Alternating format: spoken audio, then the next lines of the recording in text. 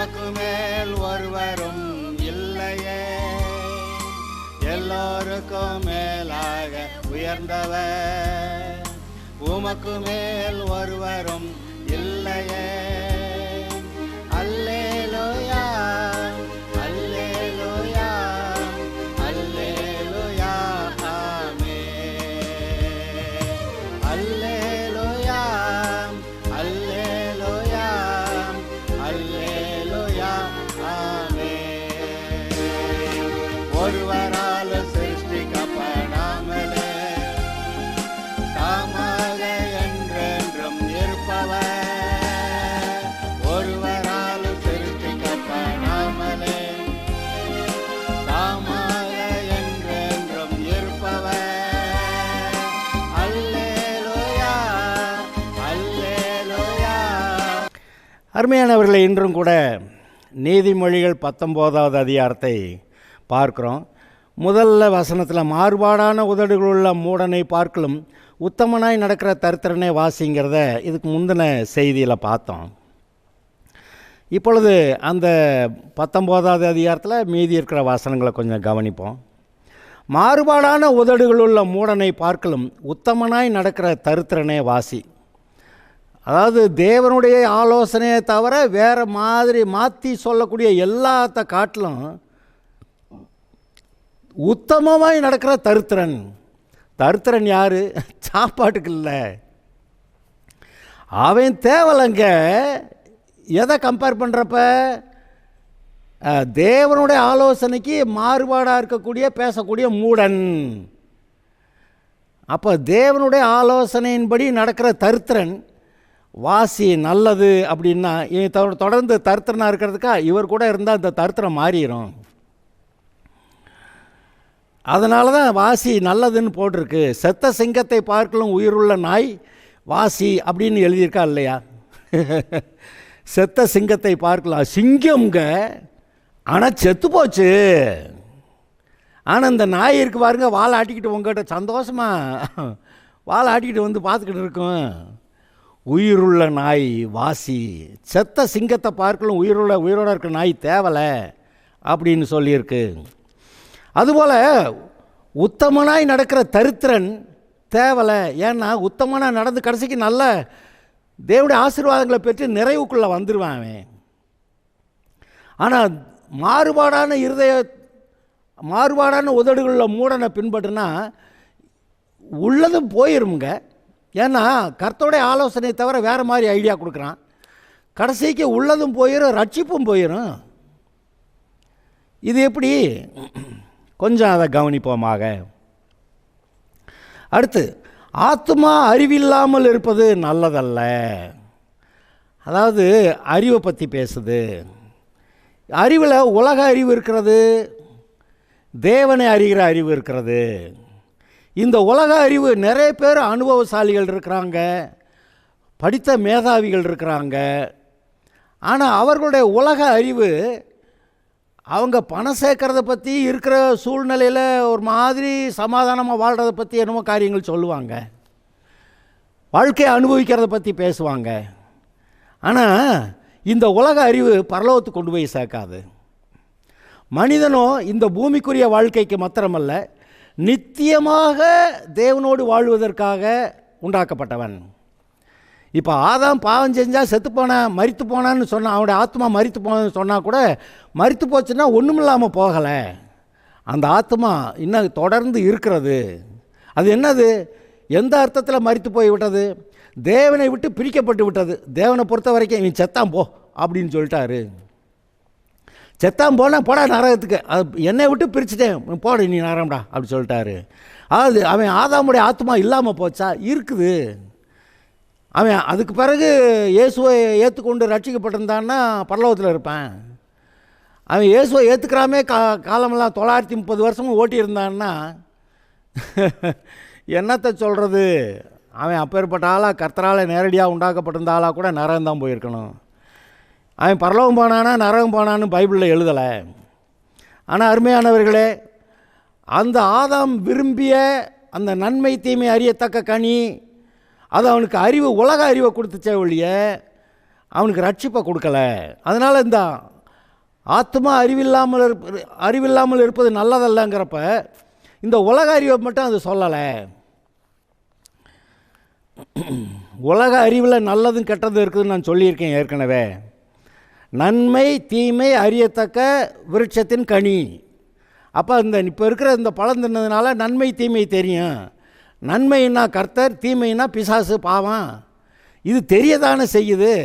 ஆனாலும் இதை கவனிக்க மாட்டாங்களே. நன்மைன்னு தேடி வந்தால் கர்த்தர்கிட்ட வந்துடலாம்.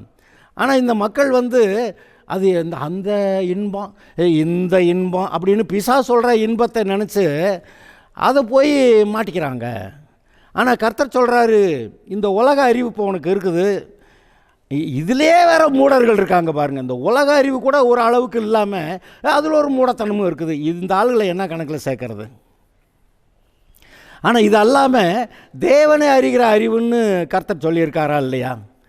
2 பேதுருவில் ஒரு வசனத்தை நான் வாசிக்கிறேன். தேவனை அறிகிற அறிவு. யாக்கோபு 3வது அதிகாரத்தில் தேவன் கொடுக்குற பரலோகத்துக்குரிய அந்த ஞானம் பற்றி பேசியிருக்குது. இப்போ தேவனை அறிகிற அறிவு பற்றி 2 பேதுருவில் ஒரு வரியை வாசிச்சுட்டு நான் அதுக்கு சொல்கிறேன். 2 பேதுரு 1 அதிகாரம் 2வது 3வது 4வது வசனங்கள். தேவனையும் நம்முடைய கர்த்தராகிய இயேசுவையும் அறிகிற அறிவினால். எதனால்? அறிகிற அறிவினால் உங்களுக்கு கிருபையும் சமாதானமும் பெருகும். கிருபையும் சமாதானம் எப்போ பெருகும்? தேவனையும் கர்த்தராகிய இயேசுவையும் அறிகிற அறிவினாலே கிருபையும் சமாதானமும் பெருக கடவுது. தம்முடைய மகிமையினாலும் காருண்யத்தினாலும் நம்மை அழைத்தவரை அறிகிற அறிவினாலே. எதனால்? நம்மை அழைத்தவரை அறிகிற அறிவினாலே. யார்? இயேசு கர்த்தர். ஜீவனுக்கும் தேவபக்திக்கும் வேண்டிய யாவற்றையும், இந்த உலகத்தில் இருக்க வாழ்க்கை தேவபக்திக்கான எல்லாம் யாவற்றையும் அவருடைய திவ்ய வல்லமையானது நமக்கு தந்தருளினதுமன்றி தேவ வல்லமை இதெல்லாம் நமக்கு கொடுக்குதான் தேவனை அறிகிற அறிவில் வளரும்போது. அடுத்த வரி, இச்சையினாலே உலகத்துக்கு உண்டான கேட்டுக்கு தப்பி. இச்சைன்னா பிசாசு கொடுக்குற ஆசை. அதனால தான் புத்தர் சொல்கிறார், ஆசையே வெறு. ஒட்டுமொத்தம் ஒரே அடி அடிச்சிருச்சு அந்த ஆள். இச்சையினாலே உலகத்தில் உண்டான கேட்டுக்கு தப்பி திவ்ய சுவாபத்துக்கு பங்குள்ளவர்களாகும் பொருட்டு. அது என்ன திவ்ய சுவாபம்? தேவனுடைய சுவாபம். அந்த தேவனுடைய சுவாபத்துக்கு பங்குள்ளவர்களாகும் பொருட்டு அருமையான மகா மேன்மையும் அருமையுமான வாக்குத்தத்தங்களும் அவைகளினாலே நமக்கு அளிக்கப்பட்டிருக்கிறது. எவைகளினாலே? தேவனை அறிகிற அறிவினாலே, அவர் கொடுக்குற அந்த வாக்குத்தத்தங்களினாலே, அந்த திவ்ய வல்லமையிலே நீங்கள் அதை பெற்று தேவனுடைய அந்த சுவாபத்துக்கு பங்குள்ளவர்களாக இருக்கும்படி. தேவனுடைய சுவாபத்துக்கே தேவனை அறிகிற அறிவு தான் தேவனுடைய சுவாபத்தை கொண்டு வருது, எல்லாத்தையும் நமக்கு கொடுக்குதுன்றாரு. அப்போ இங்கே தேவனை அறிகிற அறிவுன்னு ஒன்று இருக்குது. உலக அறிவுங்கிறது வேறு, தேவனை அறிகிற அறிவுங்கிறது வேறு. இங்கே என்ன சொல்லியிருக்கு? ஆத்மா அறிவு இல்லாமல் இருப்பது நல்லதல்ல. இந்த உலகத்து ஆட்களுக்கு நிறைய உலக அறிவு இருக்குது, அதிலே கூட அறிவில்லாத மூடம் இருக்குது. நான் என்னத்தை சொல்ல? இந்த உலக அறிவு மட்டும் இல்லை, நீங்கள் தேவனை அறிகிற அறிவு தான் உங்களை ரட்சிப்புக்குள்ளே நடத்துமே ஒழிய, தேவனுடைய ஆசீர்வாதங்களுக்குள்ளே நடத்துமே ஒழிய, வேறு எந்த ஒரு காரியமும் தேவனுடைய ஆசீர்வாதத்துக்குள்ளே நடத்தாது. தேவனை அறிகிற அறிவை நமக்கு கொடுக்கணுங்கிறதுக்காக தான் கர்த்தர் பரிசுத்த ஆவியானவர் மூலமாக எல்லாருடைய உள்ளத்திலும் மனசாட்சி மூலமாக பேசிக்கிட்டு இருக்கிறாரு. நீங்கள் எல்லாம் வாங்க, இயேசுநாட்டை வாங்க, பாவம் தொலையும், பரலோகத்துக்கு போகலாம் சொல்லிகிட்டு இருக்கிறாரு. பிதாவாகிய தேவன் கூட சொல்கிறாரு, ஆமாம், என்னுடைய குமாரனை அனுப்பி உங்களுடைய பாவங்களுக்கு பரிகாரம் பண்ண வச்சுருக்கேன், நீங்கள்லாம் வாங்க, என் குமாரன்ட்ட வாங்க, அவர் தான் பரிகாரம் பண்ணி உங்களை ரட்சிக்கிறதுக்கு வல்லமை உள்ளவர், அவர்கிட்ட வந்தீங்கன்னா பாவம் தொலையும், நீங்கள் என் குடும்பத்தில் பிள்ளையாயிடலாம் அப்படின்னு உலகத்தில் இருக்க எல்லா மனுஷன்ட்டையும் போய் பிதாவாகிய தேவன் பேசிக்கிட்டு இருக்கிறாராம். இது என்ன ஒரு ஆச்சரியமான காரியம் பாருங்க. ஏன் அவர் இவ்வளோ வேலைக்கு போகிறாரு? அவர் உங்களை அப்படியாய் நேசிக்கிறார். அப்படி அவருடைய நேசத்தினால இன்றைக்கி அவரை அறிகிற அறிவு, இன்றைக்கி அவரை அறிகிற அறிவு இல்லாததுனால அவர்கிட்ட போகவே இல்லை. அவர் இருக்கிறாருன்னு நிறைய பேருக்கு தெரியாமல் வாழ்கிறாங்க. இவர் சொல்கிறார், நான் இருக்கிறேன், நான் தான் தேவன், எல்லாம் என் கண்ட்ரோலில் இருக்குது, என்கிட்ட வந்துட்டேன்னா உனக்கு ரட்சிப்பு பரலோகம், என்கிட்ட வரலைன்னா நரகந்தேன், என்ன பண்ணுறது, நீ என்கிட்ட வந்துருன்னு கூப்பிட்டுக்கிட்டே இருக்கிறாரு. அவரை பற்றி அறிகிற அறிவை கொடுக்க விரும்புகிறாரு, நம்மகிட்ட வர்றாரு, பேசுகிறாரு, வா வான்னு கூப்பிட்றாரு. அதான் இந்த நீதிமொழிகள் பார்க்குறோம், அவர் கையை நீட்டி கூப்பிட்றாரா, வா வான்னு கூப்பிட்றாரா அந்த ஆட்கள். ஆனால் திரும்பி கூட பார்க்காம போகிறாங்களாம். தேவனை அறிகிற அறிவு. ஆத்மா அறிவில்லாமல் இருப்பது நல்லதல்ல, தேவனை அறிகிற அறிவு வேணும்னு சொல்ல வருது. கால் துரிதமானவன் தப்பி நடக்கிறான். அவசரப்பட்டு செய்கிற வேலைகள் எல்லாமே தப்பாக தான் முடியுது. அதனால் ஹரிபரியில் இது செஞ்சிடலாம் அதை செஞ்சிடலான்னு டென்ஷனில் நான் இதை செஞ்சுட்டேன், செய்யாதீங்க. நான் கேரண்டி பண்ணுறேன், தப்பாக தான் முடியும். அது டென்ஷனில் திஸ் அலர்ட் அப்படின்ட்டு போட்டு அலர்ட்டு. அவருடைய சமூகத்தில், அது முக்கியமான விஷயங்கள் அவருடைய சமூகத்தில் அமர்ந்து அவர் கொடுக்குற கைடன்ஸ் படி போகலை, பின்னாடி கேடுதேன். நான் ஒரு காலத்தில் ரட்சிக்கப்பட்டேன், அப்புறம் உடனே எல்லாம் எனக்கு தெரிஞ்சிடல. காலப்போக்கில் ஒவ்வொன்றா பார்த்து கல்லில் நார் உரிக்கிற மாதிரி சில விஷயங்களை உரித்து எடுக்க வேண்டியிருக்கு. அது உடனே உண்டாகலை. இது சரியாக்கும் அது சரியாக்குன்னு போய் எங்கேயாவது விழுந்து அவதிப்பட்டது ரொம்ப. ஆனால் கர்த்தருடைய சமூகத்தில் அமர்ந்து தான் இல்லையே நம்மக்கிட்ட. அவசரம், வேலைக்கு போகணும் அவசரம், பைபிள் வாசிக்க நேரம் இல்லை அவசரம், ஜெபம் பண்ண நேரம் இல்லை அவசரம். அதாவது தேவனுடைய ஆசீர்வாதம் தவிர மீதி எல்லாத்தையும் அனுபவிப்போம். ஒருவேளை நீங்கள் வேலைக்கு போய் அவனுக்கு அடிமையாக இருந்து கையெழுத்து போட்டு சம்பளத்தை வாங்கி நீங்கள் உங்கள் பொழப்பை நடத்தலாம், ஆனால் அது வாழ்வு கிடையாது. நான் ஒரு ஆள்கிட்ட சொல்வேன், நீ கெட்டிக்காரத்தனமாக ஞானமாக எல்லாம் செய்யறதெல்லாம் கரெக்டு தான், நல்லா பொழைக்க தெரிஞ்சிருக்கு உங்களுக்கு, ஆனால் வாழ தெரியலன்னு சொல்லுவேன். பொழப்பு பொழைக்கிறது வேறு, அது எல்லோரும் பொழைச்சிருவாங்க, அது ஏதோ ஒரு விதத்தில் எப்படியோ பொழைச்சிருவாங்க. ஆனால் வாழ்கிறது அது கர்த்தருக்குள்ளாக மட்டும்தான் இருக்குது. ஜீவன், அந்த வாழ்வுங்கிறது கர்த்தர்கிட்ட மட்டும்தான் இருக்குது. அதனால் நான் சொல்கிறேன், இது உலகமே அவசர கால உலகம். என்ன செய்வீங்களோ தெரியாது. இந்த அவசர கால உலகத்திலிருந்து நீங்கள் உங்கள் மனசை பிரித்தெடுத்து கர்த்தருக்குள்ளே சமாதானத்தை அடைஞ்சு அவருடைய சமூகத்தில் காத்திருக்கிறவர்களாக இருந்தீங்கன்னா நீங்கள் பாக்கியவான்களாக இருப்பீங்க. இல்லை, இப்போ நான் பேசுகிறதெல்லாம் கேட்டுட்டு இந்த பைபிள் வசனத்தெல்லாம் கேட்டுட்டு அப்புறமும் போய் எல்லாத்தோரோட அந்த குட்டையில் உருண மட்டை மாதிரி எல்லாரும் அதில் உளுந்து பிறண்டு எந்திரிச்சு வந்து கடைசியில் இப்படி ஆகி போச்சுங்க அப்படி தான் சொல்லணும். அடுத்த வசனம் இன்னும் கொஞ்சம் கவனிக்கணும். கால் துரிதமானவன் தப்பி நடக்கிறான், அவசரப்பட்டு வேலை செஞ்சால் ஏதாவது தப்பாக. 3வது வசனம், மனுஷனுடைய மதியீனம் அவன் வழியை தாறுமாறாக்கும். மதியீனம்னா தேவனுடைய ஆலோசனை இல்லாமல் வேறு எதையாவது செய்கிறது. மனுஷனுடைய மதியீனம் அவன் வழியை தாறுமாறாக்கும். இங்கிட்டு போகலாமா அங்கிட்டு போகலாமா, நான் அங்கிட்டு போனேன், இது தேடினேன், அது பண்ணேன், எல்லாம் சரி, ஒன்றும் சரியில்லைங்க அப்படி முடிப்பாங்க. மனுஷனுடைய மதியீனம் அவன் வழியை தாறுமாறாக்கும். என்றாலும் அவன் மனம் கர்த்தருக்கு விரோதமாய் தாங்கள் அடையும். இவ்வளோ காலமாக நான் இதை செஞ்சேன் அதை செஞ்சேன் கடைசிக்கு கர்த்தர் எனக்கு உதவியா இல்லை அப்படின்னு கர்த்தர் மேலே குறை சொல்கிற, கர்த்தர் மேலே அவனுடைய மனசு தாங்கள் அடையும். அப்படின்னா என்ன அர்த்தம்? கர்த்தரையே என்ன அவர் கைவிட்டார், கேட்டிருக்கீங்களா, கர்த்தரனை கைவிட்டாருன்னு சொல்லுவாங்க. உண்மையிலே அவர் கைவிடலை, என்கிட்ட வா நான் உன்னை காப்பாற்றுறேன் ஆசீர்வதிக்கிறேன்னு சொல்லிட்டு அவர் உட்காந்துக்கிட்டாரு. நம்ம தான் அங்கேயும் இங்கேயும் ஓடி அலைஞ்சு தவிச்சு அப்படி வருவோம். மனுஷனுடைய மதியினம் அவன் வழியை தாறுமாறாக்கும். என்றாலும் அவன் மனம் கர்த்தருக்கு விரோதமாய் தாங்கள் அடையும். கர்த்தரேன்னு இப்படி விட்டுட்டாரு அப்படின்னு சொல்லி கர்த்தர் மேலே குறை சொல்கிற மனசு ஒரு விதத்தில் யோபு சொன்னான், இவர் என்னைய விட்டுட்டாரு, கடைசிக்கு அவர் வந்தார். ஏன்டா நான் இதெல்லாம் உண்டாக்கினப்போ நீ எங்கே இருந்த, என்ன செஞ்ச, உனக்கு ஏதாவது தெரியுமா, அதை வாயை பொத்திக்கிறேன்ட்டான். இவர்கிட்ட பேச போனால் ஒன்றும் பேச முடியாது. ஆளை கண்டவுடனே கப்சிப்புன்னு இறுகிடுவான். இப்போ நம்ம சொல்லுவான், நான் அவரை பார்க்குறப்ப இதை கேட்கணும் அதை கேட்கணும்னு சொல்லுவான். ஆனால் கடைசிக்கு எப்படி இப்போ யோபு வாயை பொத்திக்கிட்டான்னு அது மாதிரி அவரை கண்டவுடனே நமக்கு அவர்கிட்ட பேசுகிறதுக்கு கேட்குறதுக்கு ஒன்றுமே இருக்காது. ஏன்னா எல்லாமே இப்போ விளங்காமல் இருக்கிறதெல்லாம் அப்போ விளங்கிடும். அப்புறம் அங்கே கேட்குறதுக்கு ஒன்றுமே, கேள்வி கேட்க முடியாது. வேணா ஆண்டவரேன்னு காலில் விழுகலாம், அதை தான் செய்ய முடியும். அவரை நேராக பார்க்க வந்துட்டா பல்ட்டி அடித்து, ஐயோ ஆண்டவரே காலை பிடிச்சிக்கிறேன், வேறு வழி இல்லை, ஏதோ லூசுத்தனமாக பேசுனது போக்குவரத்து எல்லாத்தையும் மன்னி ஆண்டவரே அப்படி சொல்லிவிட்டு சாஷ்டாங்கமாக விழுந்துங்க. எவன் மொழாள் முன்னாடியாக சாஷ்டாங்கமாக விழுந்து, எந்தெந்த ஆவிக்கிட்டே போய் சாஷ்டாங்கமாக விழுந்து எப்படி கேவலமான ஒரு வாழ்க்கையை வாழ்கிறாங்க.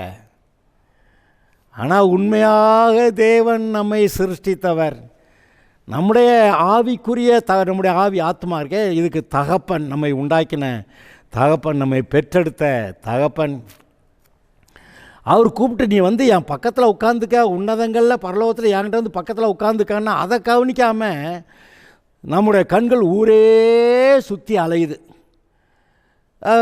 இந்த பிசாசு பரலோகத்துக்கு போனானா, கர்த்தர் அங்கே கேட்டாரன், எங்கேருந்து வர்ற, பூமி எங்கு உலாவி சுற்றி தெரிந்து வருகிறேன். என்னது நம்ம பாஷையில் ஊர் சுற்றிட்டு வரேன். சரி, நீங்கள் உங்கள் பிள்ளைகளை சமயத்தில் சொல்லுவீங்க, வா இந்த பையன் ஊர் சுற்றிட்டு வர்றேன் அப்படி சொல்லுவீங்க. அவரை கேட்டால் நம்ம ஊர் சுற்றிட்டு திடுறோம்ன்றாரு.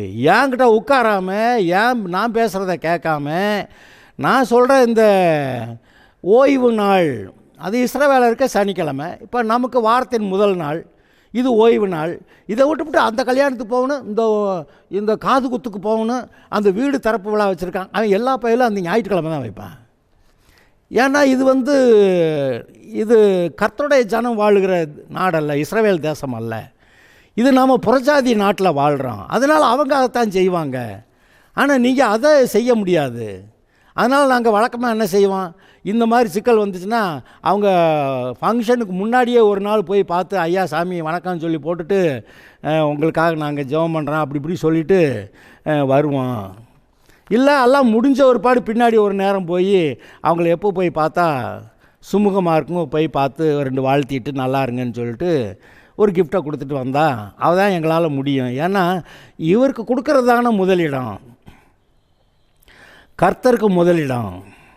இப்போ சில சமயத்தில் எக்ஸாம்ஸ் வருது, கவர்மெண்ட்டு எக்ஸாம்ஸு வருது, இதை பரீட்சை எழுதுனா அது ஞாயிற்றுக்கிழமை வைப்பாங்க. அங்கே போனாக்க வேலை எக்ஸாம் எழுதுனா தான் பின்னாடி வாய்ப்பு. இப்போ நான் சொல்லுவேன், இப்போக்கு நான் டிவியிலேயே நீங்கள் இதை கேட்குற மாதிரி சொல்கிறேன், பொதுவாக கவர்மெண்ட் வேலைக்கு நீங்கள் அப்ளை பண்ண வேண்டாம். ஏன்னா இந்த அரசாங்கம் போக போக தேவனுக்கு ஒவ்வாத சில காரியங்களை செய்யும்படி கட்டாயப்படுத்துகிறது. அதனால் நீங்களே சுயமான தொழிலை கண்டுபிடிக்கிறது தான் தேவனுக்கு பிரியமாக வாழ்கிறதுக்கு நல்லா இருக்கும்னு நினைக்கிறேன். ஒரு காலத்தில் அரசாங்க வேலைன்னு சொன்னால் அது ரொம்ப மேன்மையாக கருதப்பட்டது. அப்போ அந்த காலங்களில் விடுதலையும் இருந்துச்சு. ஆனால் காலப்போக்கில் போக போக போக தேவனுக்கு ஒவ்வாத காரியங்களிலே நீங்கள் இருக்கும்படியாக அங்கே கட்டாயப்படுத்தப்படுகிறீர்கள். நான் இதுக்கு மேலே விளக்கம் சொல்ல வேண்டியதில்லைன்னு நினைக்கிறேன். அதனால் கவர்மெண்ட் வேலைக்கு அப்ளை பண்ணவே வேண்டாம். இது புறஜாதிகள் நாடு. நீங்கள் இந்த புறஜாதிகள் நாட்டில் எப்படி ஞானமாக பரிசுத்தமாக வாழணுமோ அதை தான் வாழணும். தானியேல், சாத்ராக், மேஷாக், ஆபேத்நேகோ, இன்னும் அவங்களோட வகைரா கொஞ்சம் பேர் நேபுகாத்நேச்சாரால் சிறைப்பிடிக்கப்பட்டு பாபிலோனில் போயிருந்தாங்க. அவங்க எங்கே இஸ்ரவேல் தேசம் கர்த்தருடைய தேசத்தில் இருந்தாங்க? இல்லை, பாபிலோன் தேசத்தில், புறஜாதிகளுடைய தேசத்தில். அங்கே அங்கே அவன் கவர்மெண்ட்டு வேலைக்காக தான் இவங்க நல்ல ஞானமுள்ள ஆட்கள் வாட்ட சாட்டமாக அதே சமயத்தில் ஞானமாக இருக்கிற ஆளுங்க கொண்டு போய் அங்கே வச்சா நம்ம அரசாங்கத்துக்கு பிரயோஜனமாக இருக்கும்னு அதுக்கு தான் அந்த நேபுகாத்நேச்சார் இங்கே இருக்க வாலிப படித்த தேறின கல்விமான்களை அதை பிடிச்சிட்டு போயிருக்கான். இந்த தானியேல் அங்கேயே ஞானமுள்ளவனாக இருந்து ஆனால் என்ன செஞ்சான், அந்த சாப்பாடு எனக்கு நோ, சாக வேண்டி வந்தாலும் அவன் அப்படி தான் நின்றுருந்துருப்பான். அதுபோல் இப்போ இருக்கக்கூடிய அரசாங்கங்களில் எத்தனை பேர் விசுவாசிக்க அப்படி தேவனுக்கு ஒவ்வாத காரியங்களை அந்த அதிகாரிகள் பேசும்போது நீங்கள் எத்தனை பேர் அது வேண்டான்னு சொல்லிடுவீங்க? வேலையை விட்டு போக வேண்டி வரும். அப்புறம் போய் வேலையை விட்டு போகிறத விட ஆரம்பத்திலே ஒரு ஒழுங்காக கர்த்தருக்கு ஏற்ற விதத்தில் கர்த்தர் ஏதோ ஒன்று நடத்துவார். நீங்கள் அதில் இருக்கிறது தான் நல்லது. மனுஷருடைய மதியினம் அவன் வழியை தாறுமாறாக்கும், என்றாலும் அவன் மனம் கர்த்தருக்கு விரோதமாய் தாங்கள் அடையும். ஏன்னா கஷ்டப்பட்டு போராடி வந்து இந்த மாதிரி வேலைக்கு வந்தேன், இங்கே கடைசி இங்கே இப்படி ஆகிப்போச்சு, கர்த்தர் என்னை எப்படி மாட்டி விட்டார். கர்த்தர்கிட்ட தாங்கள் அடைய தான் செய்யுது. ஆனால் ஆரம்பத்திலே கவனிங்க, கர்த்தர் எதுக்கு உன் வாலிப பிராயத்தில் உன் சிருஷ்டிகரை நினை, எதுக்கு எல்லாத்துலேயும் போய் மாட்டிக்கிட்ட ஒரு பாடு வெளியேறி வர்றதுக்கா? இல்லை, உன் வாழ்க்கையை ஒரு சீரான நல்ல பாதையில் நீ கொண்டு வரணுமானா உன் வாலிப பிராயத்தில் தான் செய்ய முடியும். சின்ன பிள்ளையாக இருக்கிறப்ப விவரம் தெரியாது. ஆனால் வாலிப வயதில் பெற்றோரும் புத்தி சொல்லுவாங்க. இப்போ தேவனு நேரடியாக பேசுகிறாரு. கர்த்தருக்கு காத்திருந்து ஆரம்பத்தில் வாலிப வயதிலே தேவன் கொடுக்குற அந்த நல்ல பாதையை தெரிந்து கொண்டால் வாழ்நாளில் காலப்போக்கில் போக போக போக என்ன எழுதியிருக்கு, நீதிமான்களுடைய பாதையை நடுப்பகல் வரைக்கும் அதிகமாய் பிரகாசிக்கிற சூரிய பிரகாசம் போல் இருக்கும். அதாவது வாலிப வயதில் நினச்சா அவரை பார்த்தா போக போக நீதிமான்களுடைய பாதை நடுப்பகல் வரைக்கும் அதிகமாய் பிரகாசிக்கிற சூரிய பிரகாசம் போல் வருகிறது. அதுக்கு தான் அவன் வாலிப பிராயத்தில் சிருஷ்டிகரை நினைன்னு சொன்னார். ஆனால் பொதுவாக இப்போ மக்கள் என்ன செய்கிறாங்க, இந்த வாலிப காலத்தில் வாழ்க்கையை அனுபவிக்கணும், அப்புறம் சாக போகிற காலத்துக்கு முன்னாடி ரட்சிக்கப்படலாம் அப்படின்னு நினைக்கிறாங்க. ஆனால் அந்த சாக போகிற காலத்துக்கு முன்னாடி கர்த்தரை நினைக்கிறதுக்கு நேரம் கிடைக்குமா கிடைக்காதான்னு எனக்கு தெரியலங்க. ஓகே, செல்வம் அநேக சிநேகிதரை சேர்க்கும், தரித்திரனோ தன் சிநேகிதனாலும் நெகிழப்படுவான். செல்வம் அநேக சிநேகிதரை சேர்க்கும். செல்வம் வந்தால் சில ஃப்ரெண்ட்ஸு அதிகமாக தான் செய்வாங்க. ஃப்ரெண்ட்ஸாக இருக்க வரைக்கும் நல்லது தான். ஆனால் இதை வேற ஒரு அர்த்தத்தில் சொல்கிறேன். பொருள் பெருகினால் அதை தின்கிறவர்களும் பெருகுவார்கள். அப்படி தான் இது பிரசங்கில் எழுதியிருக்கு. பொருள் பெருகினால் அதை தின்கிறவர்களும் பெருகுவார்கள். செல்வம் அநேக சிநேகிதரை சேர்க்கும். சரி, இது இந்த கண்ணோட்டத்தில் சரிதான். ஆனால் பொருள் பெருகினால் அதை தின்கிறவர்களும் பெருகுவார்கள். நீங்கள் பணம் சேர சேர உங்கள்கிட்ட எதை கிடைக்கும்னு பார்த்துக்கிறவங்க அப்படி நிறைய பேர் வருவாங்க. உண்மையான அன்பெல்லாம் நீங்கள் அங்கே பார்க்க முடியுதான்னு பாருங்க. தரித்திரனோ தன் சிநேகிதனாலும் நெகிழப்படுவான். அப்போ பணம் இருந்தால் தான் இந்த வாழ்க்கை அப்படின்னு நினைக்கிறாங்க. பொருள் இல்லாதவர்களுக்கு இல்லை வாழ்க்கை அப்படி சொல்லுவாங்க. பொருள் இல்லைன்னா, பணம் இல்லைன்னா இந்த பூமியில் வாழ்க்கை உனக்கு கிடையாதுடா அப்படி சொல்லுவாங்க. எதை சேர்த்தாலும் பணத்தை சேரு அப்படின்னு சொல்லுவாங்க. ஆனால் கர்த்தர் என்ன சொல்கிறாரு, எதை சேர்த்தாலும் சேர்க்காட்டி ஞானத்தை சேரு அப்படின்னு அவர் சொல்கிறாரு. இந்த உலகமும் கர்த்தர் எவ்வளோ வித்தியாசமாக ஆப்போசிட்டாக சொல்கிறாங்க பார்த்தீங்களா? ஓகே, செல்வம் பண ஆசை எல்லா தீமைக்கும் வேற இருக்குது. ஆனால் பணமும் எல்லாவற்றுக்கும் உதவும். நல்ல காரியத்துக்கு உதவும், தண்ணி ஓடுறதுக்கும் உதவும், இன்னொரு காரியம் எதையாவது குடும்பங்கள் கெடுத்து நாசமாக்கிறதுக்கும் உதவும். சில ஆளுங்க சொல்கிறாங்க, இந்தா ₹1,00,000 கொடுக்குறேன், அந்த குடும்பத்தை நாசமாக்கிடு, வெட்டி கொன்று அப்படின்னு சொல்கிறாங்க. அப்போ அதுக்கு கூட இந்த காசு பயன்படுது. பணமோ எல்லாவற்றுக்கும் உதவும். ஆனால் பண ஆசை எல்லா தீமைக்கு வேறாயிருக்கு. அந்த பணம் இப்போ உங்கள்கிட்ட பணம் வந்தால் நீங்கள் அதை சரியான விதத்தில் தேவனுக்கேற்ற விதத்தில் ஆசீர்வாதத்துக்கேற்ற வழியில் பயன்படுத்துவீங்களான்னு பார்க்குறாரு. ஆனால் நிறைய பேர் விசுவாசியாக அந்த லெவலில் இல்லை. பணத்தை கொடுத்தா இவன் சிக்கிக்கிடுவான் போல், ஒரு விசுவாசி என்கிட்ட சொன்னார், அதிகமாக பணம் வந்தால் நான் பாவம் செஞ்சுருவேங்க அப்படின்னாரு. ஏன் பணம் வந்தால் பாவம் செஞ்சிருவியா? இது என்ன கொடுமையாக இருக்குது? பணம் வந்தால் கர்த்தருக்கு ஸ்தோத்திரம், கர்த்தாவே இதை உம்முடைய மகிமைக்காக எந்த விதத்தில் பயன்படுத்தினா அப்படி பயன்படுத்துகிறேன் அப்படி சொல்லக்கூடாதா? பணம் வந்தால் பாவம் செஞ்சிருவேன், இந்த கொடுமை. அப்போ அந்த ரட்சிக்கப்பட்ட ஆளுக்கு கூட அறிவு கட்டவங்க தானா? பணம் வந்தால் பாவம் செஞ்சிருவேன்னா அப்போ உங்களை பாவம் செஞ்சு நரகத்துக்கு அனுப்புறதுக்கு பிசாசு உங்கள்கிட்ட வந்து ஏதோ ஒரு விதத்தில் லாட்ரி சீட் அடிக்க வச்சு அப்புறம் கோடிக்கணக்காக உங்ககிட்ட பணம் வந்துருச்சுன்னா அவ்வளோதானே, அது செத்திங்க, நரகம்தான். எந்த நிலைமையில் இருந்தாலும் கர்த்தருக்கேற்ற விதத்தில் தீர்மானம் பண்ணுவேன்னு சொல்கிறத விட்டு பணம் வந்தால் நான் இப்படி ஆயிடுவேன் எல்லாம் பேசக்கூடாது. அது அறிவீனமான காரியங்கள். செல்வம் அநேக சிநேகிதரை சேர்க்கும், தரித்திரனோ தன் சிநேகிதனாலும் நெகிழப்படுவான். தரித்திரனா இவனால் நமக்கு என்ன பிரயோஜனம் அப்படின்ட்டு அவன் ஃப்ரெண்ட்ஸு கூட அவனை மெதுவாக கழட்டி விடுவாங்களாம். இவனை வச்சா நமக்கு லோடுங்க, லக்கேஜுங்க, இவனை தூக்கி சமந்துக்கிட்டான் நம்ம போகணும் அப்படின்னு சொல்லி இவனை கழட்டி விடு. இதுதாங்க உலகம். தரித்திரனோ தன் சிநேகிதனாலும் நெகிழப்படுவான். ஓகே, பொய் சாட்சிக்காரன் ஆக்கினைக்கு தப்பான். எதுக்கு போய் பொய் சாட்சி சொன்ன? பொய் சொல்கிறது வேற, இன்னொருத்தனை கெடுக்கிறதுக்கு பொய் சாட்சி சொல்கிறது வேற. பொய் சாட்சிக்காரன் ஆக்கினைக்கு தண்டனைக்கு தப்பான். பொய்யே சொல்லக்கூடாது. அந்த 10 கற்பனையில் எழுதியிருக்கிறது பொய் சொல்லாதிருப்பாயாகன்னு எழுதலை. யாத்ராகமம் 20வது அதிகாரம் 16வது வசனம், பிறனுக்கு விரோதமாய் பொய் சாட்சி சொல்லாதிருப்பாயாக. பொய் சொல்லாதிருப்பாயாகன்னு எழுதலை.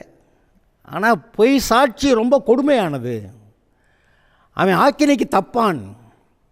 நம்ம ஆளுக்கு சொல்லுவாங்க, ஒரு சின்ன பொய்ங்க சொல்லிட்டு ஏதாவது தப்பிச்சு வந்துட்டேங்க அப்படின்னு. அதை கர்த்தர் எப்படி கணக்கு பண்ணுறாருன்னு உங்களுக்கு உங்கள் மனசுலேயே தெரியும். ஆனால் பொய் சாட்சிங்கிறது யாருக்கோ விரோதமாக என்னமோ செய்ய போகிறது, அது ரொம்ப கொடுமையானது, தண்டனைக்கு தப்பான்கிறாரு. பொய் சொல்லலான்னு இப்போ நான் சொல்கிறேன்னு கேட்காதீங்க, பொய்யெல்லாம் சொல்ல முடியாது. அந்த பிசாசை பற்றி சொல்லும்போது பொய்யும் பொய்க்கு தகப்பனுமா அவன் இருக்கான்னு சொல்லியிருக்கு. நம்ம அந்த பொய்யோடைய மறைவில் நம்ம போய், அதான் பிசாசோடைய மறைவில் போய் நம்மளை பாதுகாக்க ட்ரை பண்ணால் அது ரொம்ப டேஞ்சராக தாங்க பின்னாடி முடியும். ஆரம்பத்தில் தெரியாது, ஆனால் போக போக இந்த பொய்யின் மறைவுக்கு பின்னாடி, பொய்யின் மறைவுன்னா என்ன, பிசாசுக்கு பின்னாடி ஒளிஞ்சிக்கிட்டு நம்மளை தப்பிச்சுக்கலாம்னு நினைக்கிறது. இது பின்னாடி ரொம்ப டேஞ்சர் தானே. நீ உங்களுக்கு எப்படி தோணுது, நீங்களா நிதானமாக தீர்மானம் பண்ணுங்க. பொய் சாட்சிக்காரன் ஆக்கினைக்கு தப்பான். பொய்களை பேசுகிறவனும் தப்புவதில்லை. ஏன்னா பொய் அது பிசாசுடைய சரக்கு. அந்த பிசாசு தான் பொய்யும் பொய்க்கு பிதான்னு சொல்கிறார்ல. அப்புறம் அவன் சரக்கை நம்ம வச்சுக்கிட்டு எப்படி பழைக்கிறது? பொய்களை பேசுகிறவனும் தப்புவதில்லை அப்படி எழுதியிருக்கு. அருமையானவர்களே, இப்பொழுதும் கூட இந்த ஒரு சில வசனங்களை தான் வாசிக்கிறான். சில வசனங்கள் அப்படியே வாசிச்சுட்டு போயிடுறான், ஏன்னா ஏற்கனவே பார்த்துட்டான். ஆனால் சில வசனங்கள் ஒவ்வொரு வரியும் நம்மளை பிடிச்சிக்குது. அங்கே சில விவரங்கள் இருக்குது, அதை கேட்போம், அதை கவனிப்போம், அது நமக்கு நல்லது. சரி, பார்க்கலாம். அடுத்த செய்தியில் மற்ற காரியங்களை பார்க்கலாம். இப்போ நான் ஒரு தடவை வாசிக்கிறேன் 4 வசனத்தை. மாறுபாடான உதடுகள் உள்ள மூடனை பார்க்கலும் உத்தமனாய் நடக்கிற தரித்திரனை வாசி. ஆத்மா அறிவில்லாமல் இருப்பது நல்லதல்ல, கால் துரிதமானவன் தப்பி நடக்கிறான். மனுஷனுடைய மதியினம் அவன் வழிகளை தாறுமாறாக்கும், என்றாலும் அவன் மனம் கர்த்தருக்கு விரோதமாய் தாங்களடையும். செல்வம் அநேக சிநேகிதரை சேர்க்கும், ஆனால் தரித்திரனோ தன் சிநேகிதனாலும் நெகிழப்படுவான். பொய் சாட்சிக்காரன் ஆக்கினைக்கு தப்பான், பொய்களை பேசுகிறவனும் தப்புவதில்லை. நம்முடைய எண்ணங்களை தேவனுக்கு ஏற்ற விதத்தில் கொண்டு வந்து சேர்ப்போமாக. அதுவே ஜீவனும் நமக்கு வாழ்வுமாய் இருக்கிறது. கர்த்தருக்கு நம்மை ஒப்புவிப்போம், கர்த்தர் நம்மை ஆசீர்வதிப்பார். Okay, God bless you.